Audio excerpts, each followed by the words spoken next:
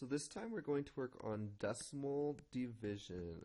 So it's very important that you know your division facts, and if you were in my class, you remember our steps for long division. The does McDonald's serve burgers, meaning divide, multiply, subtract, and bring down. If you don't, I suggest you go and review it. So we're going to have three types of problems that we're going to cover. One is a whole number as our divisor and a decimal as our dividend.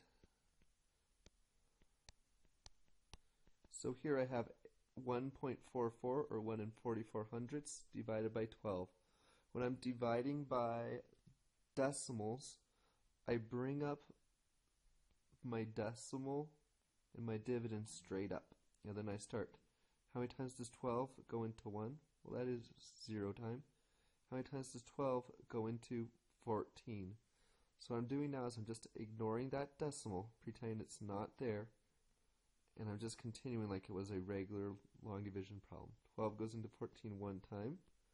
1 times 12 is 12, so that's my multiplying. Then I subtract 2, and I'm down to that bring down. 4, how many times does 12 go into 24? It goes in 2 times. Times 12 is 24. Subtract 0, there's nothing left. So here is my answer. 0.12 or 12 hundredths. The second type that we're going to focus on is going to be what happens when I have a decimal as my divisor. So here I would have 1 and 3/10 divided by 169. Well, when I divide by decimals, I don't want my decimal in my divisor. So what I do is I move it over one spot. So now it becomes 13.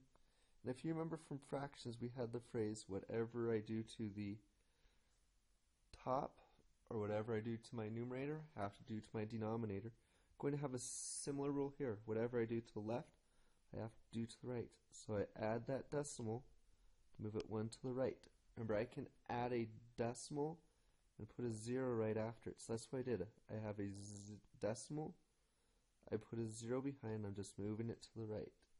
So now I have this problem.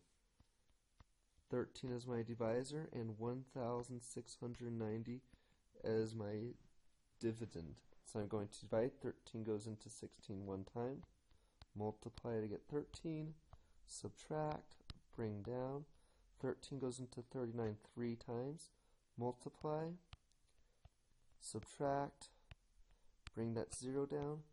13 goes into 0 0 times. I'm still multiplying. Subtracting. There's nothing to bring down. So here's my final answer. 130. It's the same problem as 1.3 divided by, or 169 divided by 1 and 3/10. We will get the same answer if I move that decimal 1 to the right and I do this problem instead. Our other example we'll work on our next video.